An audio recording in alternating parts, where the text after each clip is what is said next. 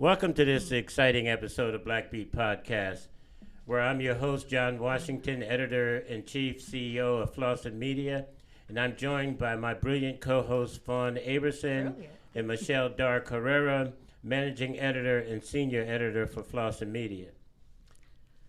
Today we have the distinct honor to meet you all. Thank you. And today we have the distinct honor of welcoming Dr. Jill Stein, the Green Party's candidate for President of the United States. Dr. Stein is a dedicated advocate for a future that prioritizes people, planet, and peace. With a career spanning decades in environmental health and political activism, she brings a vision for America that challenges the status quo and pushes for systemic change. Her platform calls for a just transition to a green economy, healthcare as a human right, and an end to perpetual war. We are here to discuss how her policies will directly impact Black communities across the nation.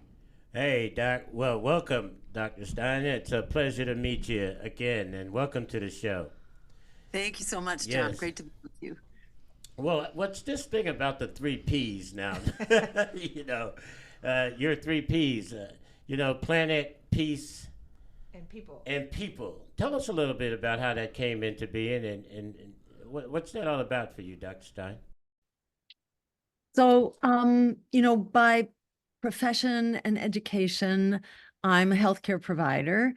And, very early on, I kind of saw the obvious, which is that your health isn't just what goes on in your healthcare office, your nurses or your doctor's office. That's really important, and everybody has a right, should have a right to healthcare for everyone.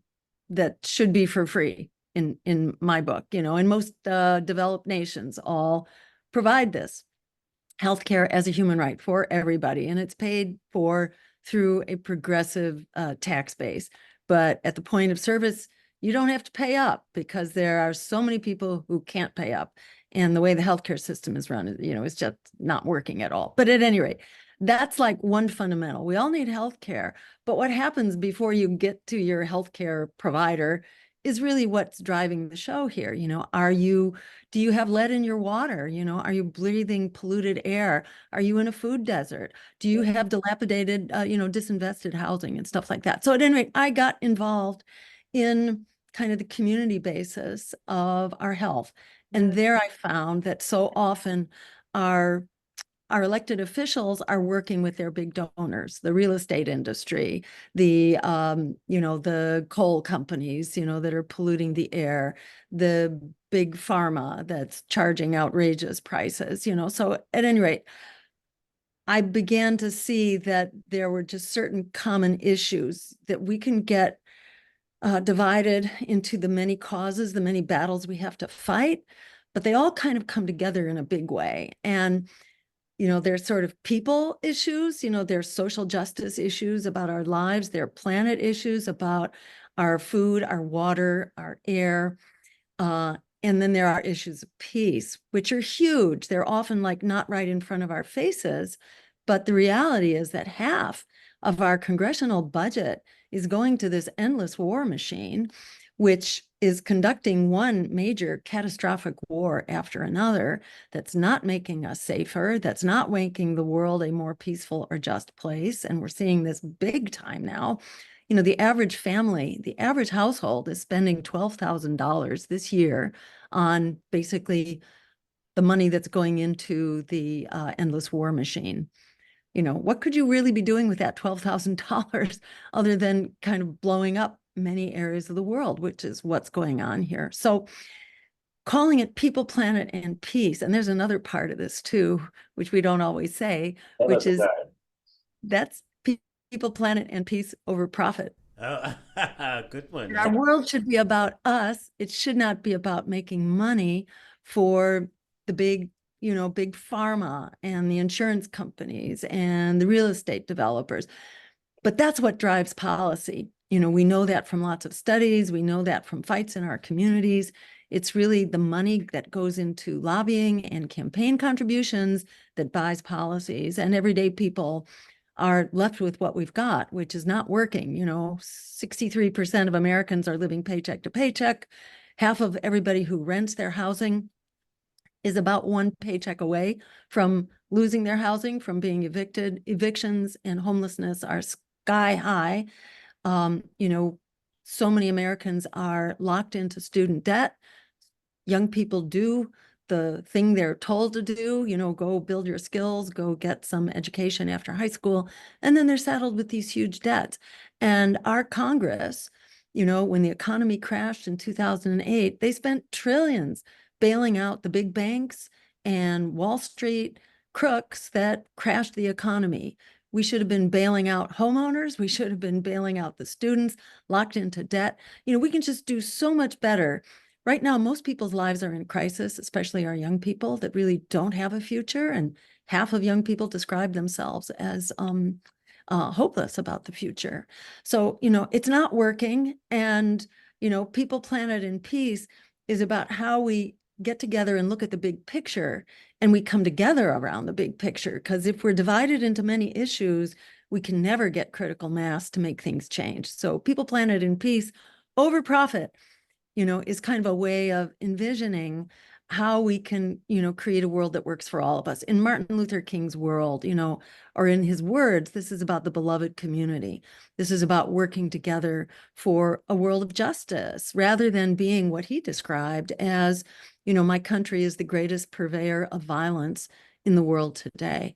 And he really understood that, this gigantic war machine is destroying us at home as well as around the world. God, Yeah, Dr. Jill, exactly. I am, you opened up so much. You got me so excited now. And I take it your background is in behavioral health. The service, Which is internal medicine. Internal medicine, so that certainly includes behavior. Yeah. Okay. Sure Because does. when I heard that and thought about that, I kept asking myself, God, I wonder what she thinks about what's going on. Well, in DC right now with what we're left with, the platform that we're left with, the two contenders that you're up against, is that when you look at that, and I don't want to get too far in advance. John, yeah, actually, she wants to unpack that a little bit more. Right. So let's go into your background, Dr. Stein. We were looking at your page, your studies in college. I think John was alluding to it at Harvard, Yes. where you graduated right. magna cum laude. Wow. Where I think it said you Very studied impressive. sociology, psychology, and anthropology. Wow. Which, Right. right? That's quite a package, Doc. And then, of course, you went to medical school. So I think, John, your question was a good one. Considering your background and your education, the question you really are trying to unfold, John, is what does she think about the behavior of what we're dealing with right now, and In the- former president in the election cycle or Right, in the right. Just the leadership whole- cycle? Yeah, just the whole dynamic that's happening right now and around the presidential campaign. Yeah, I think he wants to know, what do you think about the behavior of the two dominant party candidates? Well, I would say the candidates and also their parties, because, and that's not to say everybody in their parties, but, the candidates are serving an agenda of their parties. And that agenda is very much decided by their big donors. And, these are big money candidates. In the case of Trump, he has a lot of money himself, but he also collects a lot of money. And if you look at where the money is really coming from in their parties and in their campaigns, it's coming from the billionaires. It's coming in super PACs where, people can contribute. He just got a $50 million contribution. $50 million contribution to Trump's campaign, and both parties use these loopholes so that they can accept huge donations. So they both work with super PACs that have no limit, and it enables billionaires basically to buy their way, and buy the policies that they want. But they also, they have these other loopholes, like a donor can write a check for $600,000 and direct it to Trump or Biden, and then it kind of gets laundered. It goes to state parties, then it comes back to them, basically. It's called victory funds. That's just one of many loopholes whereby big money is buying our democracy. And if our democracy is bought, it's not a democracy at all. And so we get these crazy candidates who have, their skill is in serving their big donors. Their skill is also in fundraising. from big donors. It's an incredible corrupt system, legally corrupt, but this is the way it works. And there's a great quote from a Supreme Court justice from the prior century, Louis Brandeis, who said that we can have either a democracy or vast concentrations of wealth. We have such concentrated wealth in this country, it buys its way, into politics. So we're not making progress. We're actually going in the wrong direction. We're going in reverse. Money is getting more and more concentrated. The extremes of wealth are worse. The bottom 50% has 2% of wealth. If you look at the African American community, it's something like 1/10, $1 for the average African American household compared to, $10 worth of wealth. The disparities are so locked into the system, and it's not getting better. It's getting worse. To me, it's crazy. It's a psychopathic kind of system where people who suppress their humanity and they're just going for the money. It's like a cult of wealth, which denies our humanity, denies our communities. It brings out the worst in us. And we're having a world now which is not going to survive for very long. If you look at where we're going in terms of our wars, our climate, crushing inequality, it's not working. We are making a beeline right now for oblivion. This is not working for everyday people. And I want to just quote two people. One is Frederick Douglass, who said, "Power concedes nothing without a demand. It never has and it never will." That's why we have to step outside of the system and stop playing footsie with it, because it's not playing nice with us. It gives us lip service. And by us, I mean, people on the margins, which includes everyday working people, who are surviving paycheck to paycheck right now, basically hand to mouth, more and more people. So that was one thing, Frederick Douglass, who said that if we're going to move the system, we have to stand up and be heard. We can't just play nice or ask nicely. It doesn't move unless you build power to make it move. And then there's Alice Walker, the poet and the novelist, who said that the biggest way people give up power is by not knowing we have it to start with. And her point is that when you put us together, people who are struggling to keep a roof over their heads, 44 million young people and not so young people who are struggling to get out of student debt, 100 million Americans who are locked into medical debt, practically as many who don't have adequate health care or health insurance, and like 60 some percent, according to Reuters poll, that don't want this genocide in Gaza. Don't want it at all, want an immediate ceasefire and want a diplomatic solution. That's a lot of people. When you add them up, that's more than enough to win an election. So the point that Alice Walker makes is that we got to work together. And when we work together, we actually do have the power. We do have the critical mass to win any election if we stand up with the courage of our convictions. Yeah. Doctor, you've been at this for a while, looking back at some of your numbers since 2016 and probably back, but have you ever in your history of watching the politics of America devolve itself to such a standard of who do you believe, me or your lying eyes? I mean, is there anything, have you ever seen anything like this before? I mean, sometimes I watch it and I begin to feel if I got some mental health disorders or something, did I not hear what I just heard? Or these kind of dynamics. Have you ever seen these kind of dynamics in politics before? I mean, to where people could outright just lie and be okay? And especially in this level of politics in the chief seat. Have you ever seen these types of dynamics or these characteristics in the human behavior before in these kinds of settings? So I think we've seen lots of people lie, and I grew up in the Vietnam War, which was also based on a lie and, continued based on a lie, so we've certainly seen them lie, but they never lie kind of like, and admit that they're lying, and admit that they lie, cheat, and steal, and they do that now. They admit it without shame and without remorse. You don't see Biden doing that. You certainly see Trump doing that. Yeah. It's kind of like a cult of the Republicans, but remember what Malcolm X said, I think, and I'm paraphrasing him, but he said he would rather deal with a wolf that's outright lying and it's lying. No, he didn't put it that way. I think he said it's better to deal with a real threat that tells you, they're going to attack you. He would rather deal with that than with the fox that pretends it's going along, but it's actually not.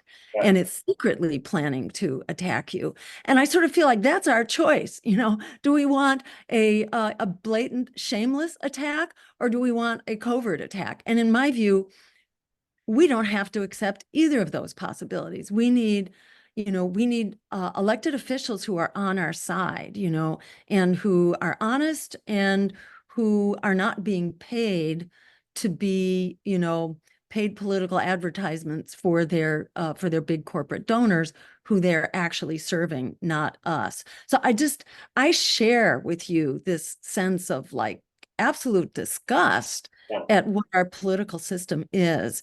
And I think, it's really important to see it all the way through, not only what it says, but also what it does. And it's treacherous, I think, across the board. What keeps you in the game, Dr. Stein? Oh, What keeps you in the game? well, I mean, I can tell you in one word. Well, it's a little more than one word, but I got into this game as a community advocate, as someone who was working at the community level, fighting for healthcare or to close down a polluting coal plant or for jobs and stuff like that. And then I got into politics because I saw that's not working, when the system is working against us. Anyhow, I got tricked into running for office for the first time in the year 2002. That was the first time I had anything to do with actually being a candidate. And, I had nothing to do with politics until Ralph Nader in 2000. When I heard him, it was like, oh my God, someone who's like really speaking my language, telling the truth and talking about what we need as the public. But I didn't have anything to do with like being a candidate until 2002, when I got tricked into running for office by the Green Party, who said they kind of agreed with the agenda that I was working on. Why didn't I move that agenda into an election and be able to talk to more people about it? And I thought, well, nothing else is working. Might as well, descend to that degraded level of politics and see what happens. One of the things that happened was that we fought our way into a debate, a televised debate. And in that debate, I talked about our usual agenda of ending environmental racism, racial justice, environmental justice, healthcare as a human right, ending student debt, free public higher education, cutting the military, and spending our dollars on things we need here at home. That's what I said in the debate. The debate didn't have an audience. It was just in a TV studio. And nobody responded to my agenda. Went over like a lead balloon. Nobody bothered even to rebut it. But when we walked out, I got mobbed by the press, who told me that I had won the debate on the instant online viewer poll, which we didn't even know was going on. And it's like at that moment, I had this revelation. Oh my God, it's not true that the public doesn't get it. The public does get it. They just never have a chance to hear, that they have an option, which is actually about justice and humanity and, and sustainability. They never get to hear it, or peace. And at that moment, I realized, oh, so the hardest part of this is already done. People have already been persuaded by their lives, by being thrown under the bus.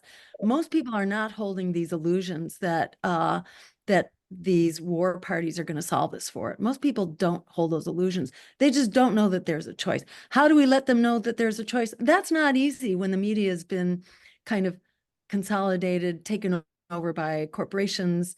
It's very hard to get the word out and to organize, and they've got all the money.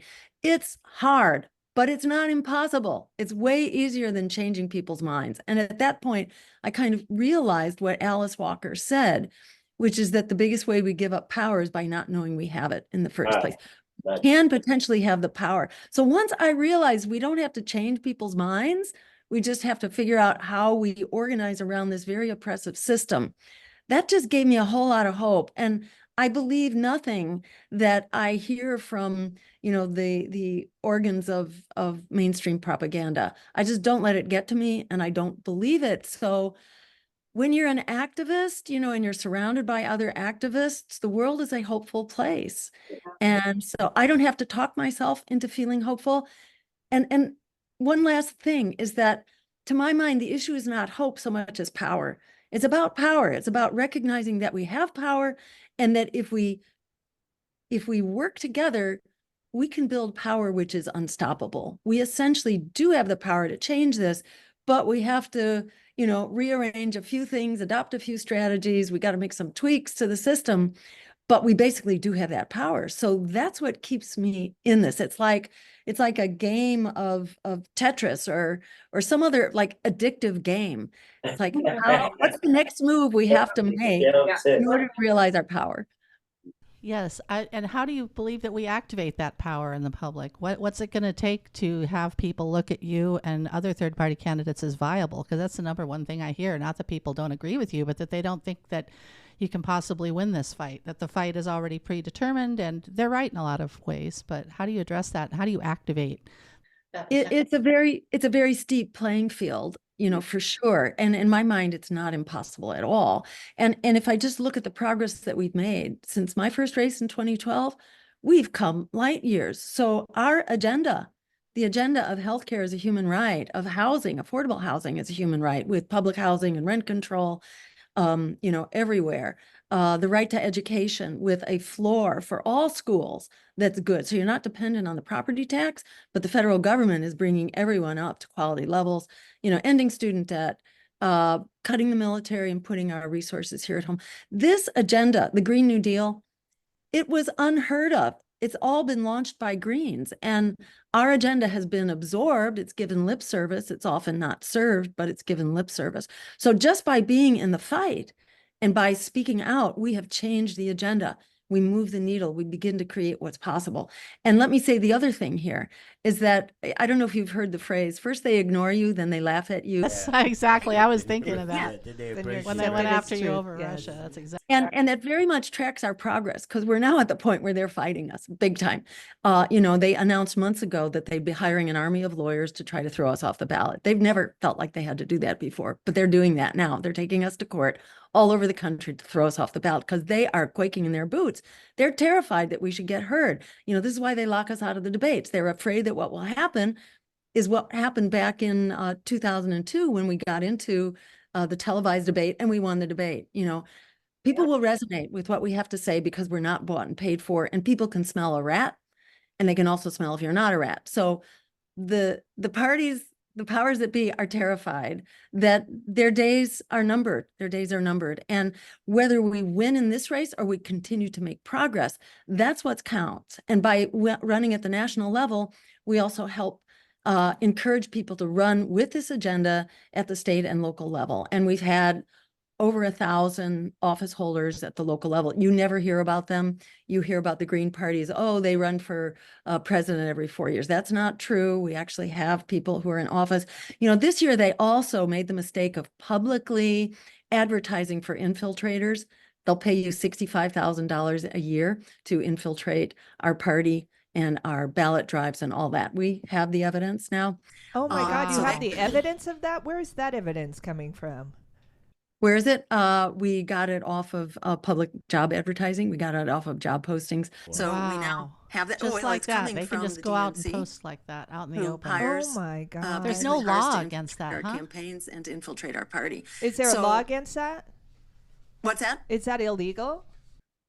I don't think so. No, because we've taken them to court for similar dirty tricks in our petition drives. And let me tell you about one of them in North Carolina. For our Senate race in 2022, Matt Ho, a terrific former serviceman in Iraq and Afghanistan who ran for Senate as an anti-war candidate.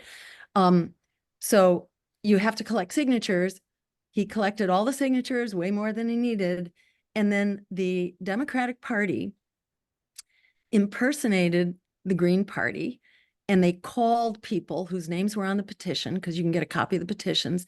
They called people who had signed the petition and pretended to be the Green Party, saying, we're the Green Party. We've decided we no longer want to run this candidate because we're afraid he might spoil the election. So would you please take your name off the petition? Well, they happened to call the co-chair of the party, the co-chair of the Green Party in North Carolina, who recorded the phone call.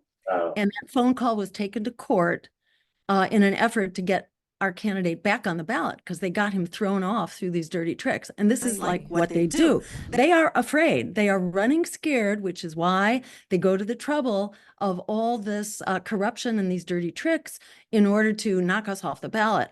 They did, and they were fined. Not nearly as much as they should have been, not nearly enough to cover the legal costs, but they were fined like $6,000 and were basically convicted of this so-called operating with dirty hands. It should have been outright fraud. I mean, why is that not fraud when we talk about, social media memes that have nothing to do with the election as election manipulation? How is that not election manipulation? So the system is quite corrupted, and a large part of that corruption is the behavior of the parties. So they are running scared against us now, and they resort to these ridiculous, outrageous, dirty tricks, which include locking us out of debates, because voters have a right to vote and we have a right to know who we're voting for. So this is why I encourage everybody to go to our website, jillstein2024.com, and sign up for our newsletter, find out about what's going on, and participate in the ballot drives, because the ballot drives give us more choices. We are the only anti-war, anti-genocide, climate emergency, pro-worker, and pro-reparations, I might say, candidate. You might say, I'm hoping you're saying. No, I'm glad you're saying that part of the reparations part. But thinking about that, didn't you have something to say about politics? Well, a couple of things, Dr. Stein, about the voting, right? So in the last presidential elections cycle, we had the highest voter turnout in the history of the 21st century. It was nearly 155 million people came out to vote. That was 66% of the eligible voters. We were talking, that still leaves 30 some percent that isn't voting. Could you speak, what would you say to the voters who are not voting, who could potentially be third-party voters and really equal the playing field here or narrow the gaps? What would you say to folks who aren't, I mean, especially in this election year, we are not happy with the Democratic or the Republican candidates. Many people are very unhappy with who is going to be elected. So what can you do now as a third-party candidate to speak to those folks who historically do not vote because they're not interested? Yes, absolutely. I mean, I think that is the name of the game, is speaking to those communities, going to those communities, connecting with those communities. And, we are all about doing that. Right now, our focus is getting on the ballot so that we can actually be a choice. But once the worst of these ballot drives is behind us, we will be going full bore. And, in 2016, it was about 100 million people who came out to vote. So it was way less, and I think kind of fear of Trump was really ginned up, in the last election to get a bigger turnout. But when your turnout is based on fear, it's very hard to sustain participation. You really have to generate turnout based on like, what's the candidate going to do for you? Not like, how are they going to be less worse than a disaster? How will they be less of a disaster? That's just not much of a sustainable connection. And I think it's all about getting out, connecting with disenfranchised communities, because that's who's not voting. The characteristics of the non-voter are lower income, of color, and younger. And this is typically the more progressive demographic as well. These are people who really desperately want change and need change. So it's all about getting to them. And, it's community by community. It's attending, the church meetings, the festivals, it's getting on the social media networks and all that. It's getting on programs like this one, that are are specifically addressing the communities that are really hurting. This is where it happens, letting people know that you do have the power. You know, if we stand up, we can really impact our lives. You know, right now there's such a propaganda campaign to make people feel hopeless so that they won't. Yeah, this whole notion around apathy politics. Yeah. Or the Exactly. notion that we don't and have we have any to power. challenge that. Yeah.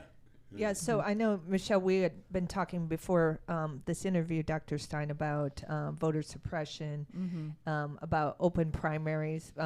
We'd been really looking at, some of these races when you look at the Republicans or the Democrats and who's voting for in the primaries. It's like, it's such a ridiculously low number compared to the state population who are choosing our candidates for president. And then the general population gets to, choose from their selections, and it just seems very unfair with that and other voter suppression occurrences. Absolutely. What can you speak to that a little bit? For sure. I mean, look at New York State that held their primary maybe 2 or 3 months ago. Their turnout went down by 83%. That is more than 4 out of 5 voters stayed home. With the same candidate, Joe Biden, who had already been coronated in this election and in 2020, when the New York primary was held, the race had already basically anointed him already. But everybody came out in 2020 because they were engaged.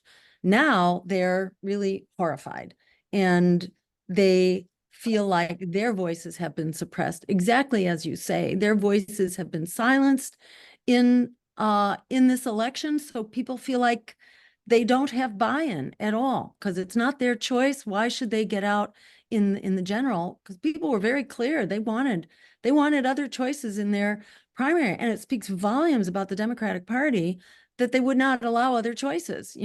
Other people were really marginalized. There were other competitors, and they were basically sidelined and not allowed, and often they were kept off the ballot.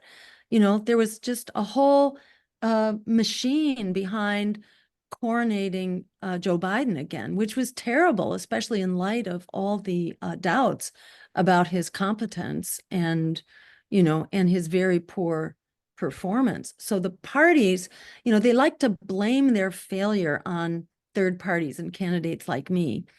But if you want to see the most spoiled election that was the worst outcome in modern history, there were no third parties at all. This was in 2010 in the midterm elections following the Wall Street crash of 2008, when the Democratic trifecta, 2 houses of Congress and the White House, all Democrats, decided they were going to bail out Wall Street, much against public opinion, instead of bailing out homeowners who were thrown out by the millions. So what happened in the next election?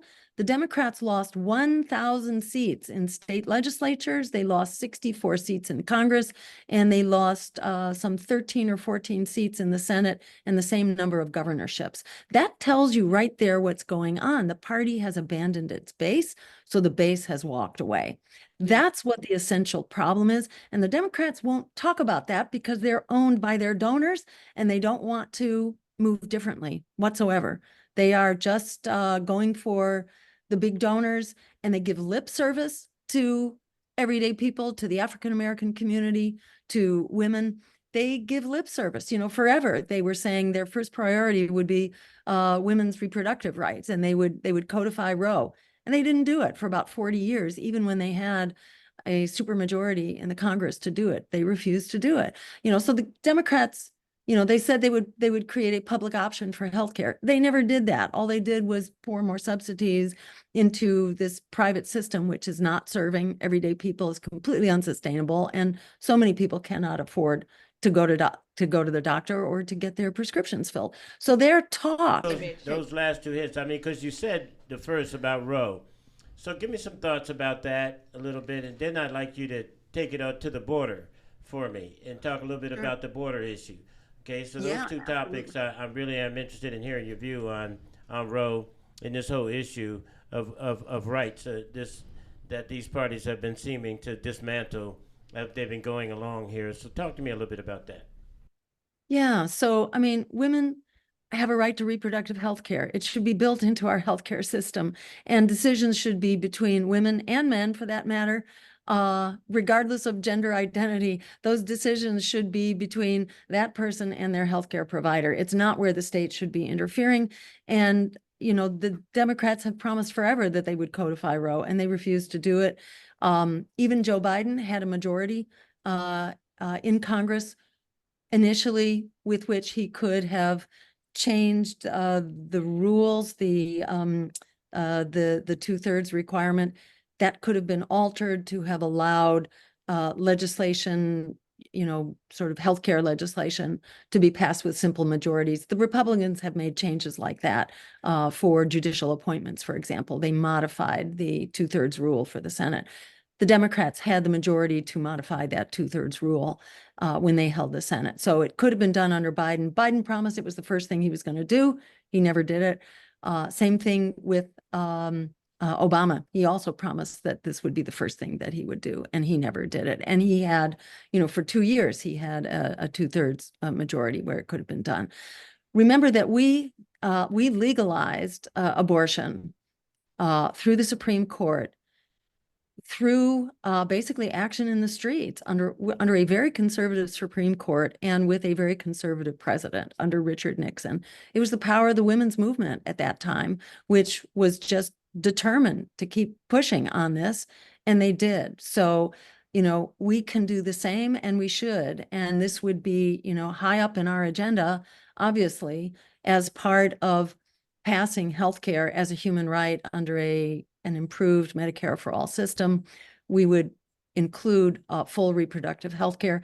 Nancy Pelosi has forever said, oh, I don't know about abortion. I don't think that's a useful issue for us. So you've had a lot of push and pull within the Democratic Party. It's always been a great fundraising issue for them, but they have never actually stood up and defended that right. And we need to do that. Poor women, for example, are locked out of abortions in Medicaid, and that also has been supported by Democrats as that legislation has been renewed over decades.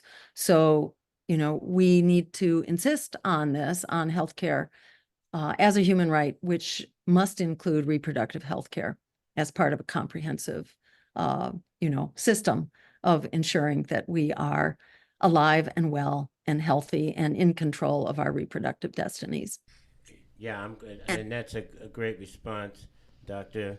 Tell me a little bit, what's your thoughts a little bit about our southern border and that whole debacle going on down there? Instead of throwing billions of dollars into walls, which do not keep people out, they just force people to go through more dangerous routes and result in more deaths. We should be investing in the human infrastructure to properly process people. But let me say, first of all, the most important thing we can do to address the immigration crisis is to stop causing it in the first place by destabilizing countries south of the border, by overturning their governments, as we continue to do, by sowing just the seeds of chaos, by enforcing corporate agendas across the world, including in Haiti, where we have overthrown Haiti's government, forever, many times, including Aristide, who we overthrew twice, in order to basically allow U.S. corporations to have cheap labor and to continue making cheap products. When, after the overthrow of Aristide,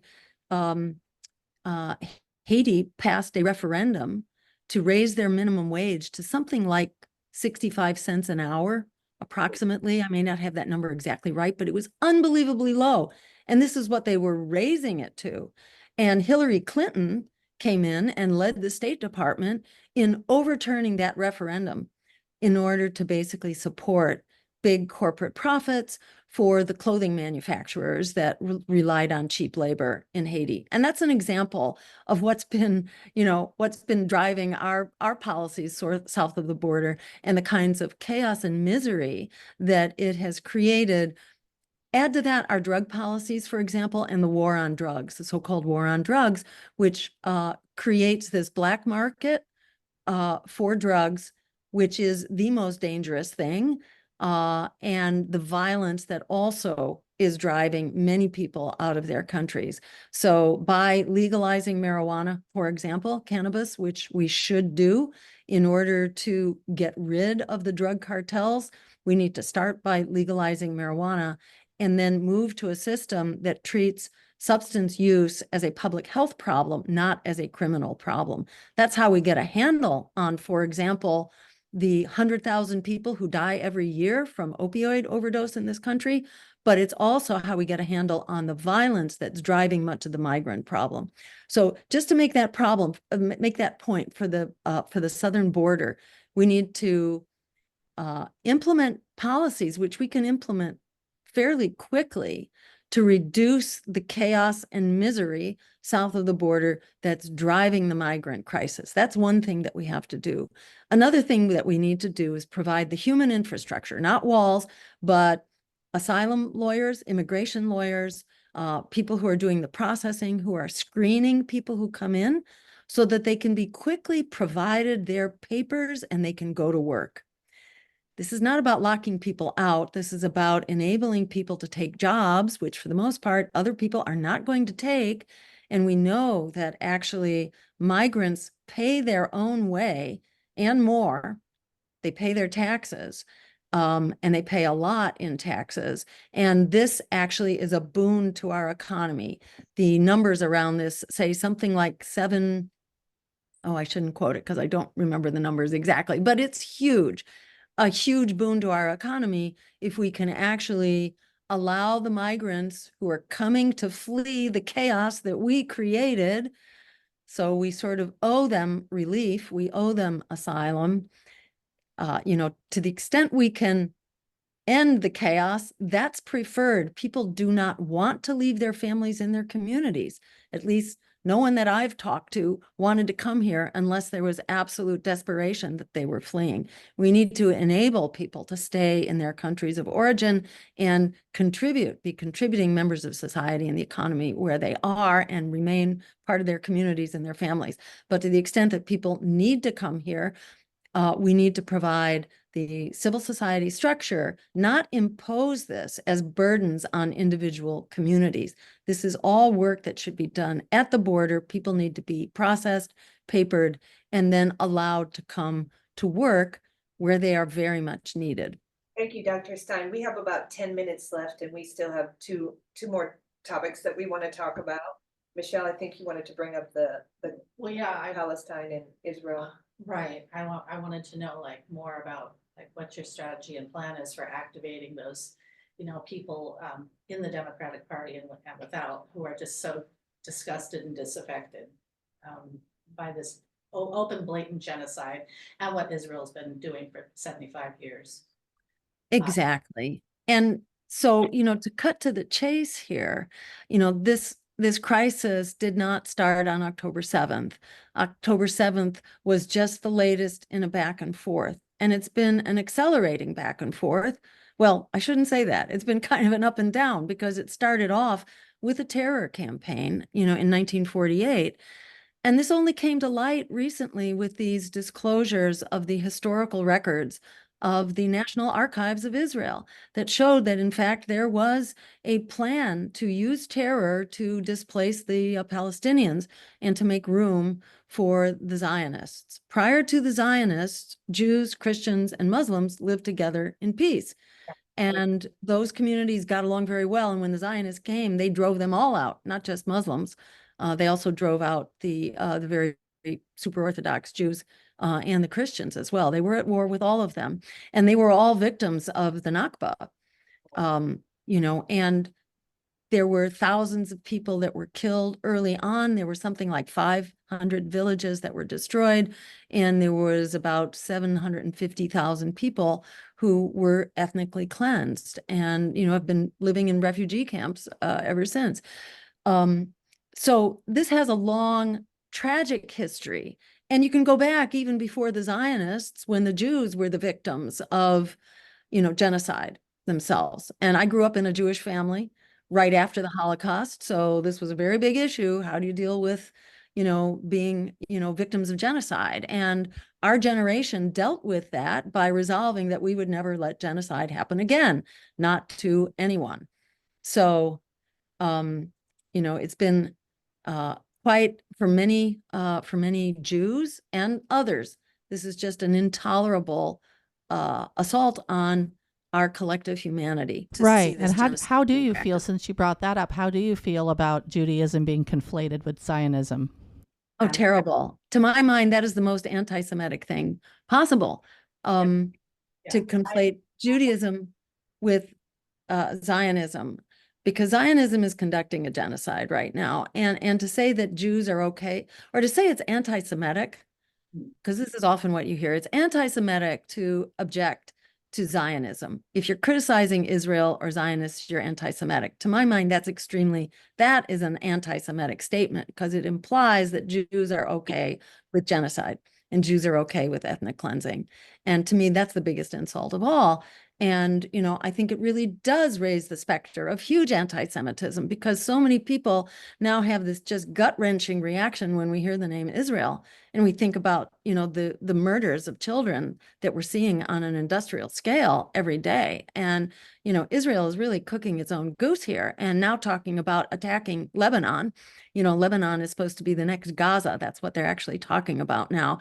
They're going to tone it down in Gaza, and they're going to direct their fire at Lebanon. Oh, great. And then we're going to be at war with Hezbollah and with Iran. And what would you, if you were elected president, what would you do? I would follow the law. I would follow U.S. law, which says that it is illegal to provide weapons to a country that is violating human rights, that is interfering with the delivery of humanitarian aid, and which is violating nuclear weapons treaties. And Israel is guilty on all three counts. They are violating the non-proliferation treaty by having nuclear weapons. So on all three counts, we should not be providing them with weapons. That's when we're going to see things change. And Joe Biden has the power to do that right now, just like Dwight Eisenhower did in the 1960s, to rein in Israel, to make a phone call, and then the war stops.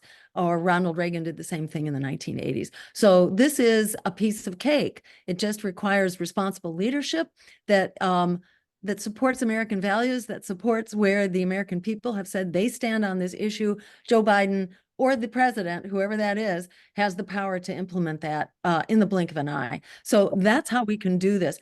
Unfortunately, Biden's not going to do it unless we force him to. And that's why I really encourage people to support our ballot drive. Again, go to jillstein2024.com.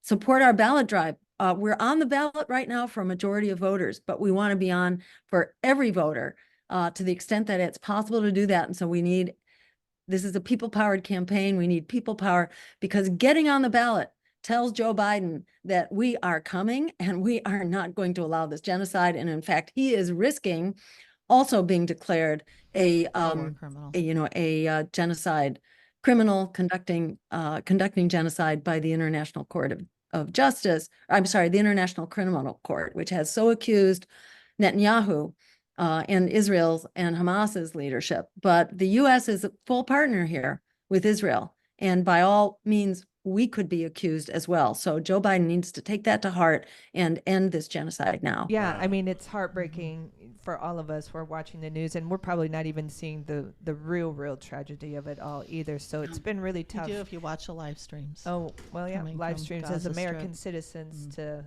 feel helpless about this. Dr. Stein, and as we close out, I'm going to let John close out and Michelle make some things too, but I'm wondering, are you having a hard time getting mainstream media to listen to? Are you getting on mainstream media platforms, CNN, Fox? Are you being invited to those? So we got on CNN once, and and I was allowed to talk about Israel and Zionism, and that was it. And we've been on News Nation a couple times, but that's it. There's a blanket blackout. This is why it's a self-fulfilling prophecy. These polls, they don't mention your name, and you're blacked out of the media to start with, so how do voters ever know? It's a self-reinforcing system right now that's designed to lock out anything except the political establishment, which is driving us over a cliff, You which know, is why Mr. so Stein, important for us to stand I up. fully understand. Like As a former clinician myself, I'm sitting here listening to you speak, and I ask myself, where has this element been in the overall scope of for the people by the people? This whole notion, and as I speak, you went in my heart, because I think the compassion that we need to have for humanity, that's part of it. But when you listen to political platforms and those kinds of conversations, always the human element is left out of that dialogue and that discussion. So I feel so left out in my experience, and it doesn't necessarily have to always evolve to an emotional state of consciousness. Even as I'm listening to you, you make sense. And maybe that's why you're not invited to some of these platforms, because they don't want to make sense. They just want to make money, And so, listen, Doctor, I am so gracious to have touched your spirit in this conversation with you today. You have enlightened me. You've have awakened my consciousness for politics in a different way. And I do appreciate you coming on to Flossin Media at this point in time in your career and in this day. And sister, I am honored to have you on this show. Well, it's been such an honor to be with you, John, and with your esteemed colleagues. It's really been wonderful. I can't praise you enough for what you're doing, because it is the real media, the real journalists like yourself who are informing and empowering, the American public to actually be a democracy. Without you, we are not a democracy. So thank you for spreading the word, and I hope we talk again before too long. I second that notion, and this concludes this episode of Black Beat Podcast. But I'll tell you, stay tuned. And for y'all out there feeling a bite on your heel, Dr. Jill Stein is coming. Careful, sister. It's a pleasure meeting you, and good luck with the race. You hear? Yeah. Power to the people, Thank you right? so much. Go on with your bad self. Thank you.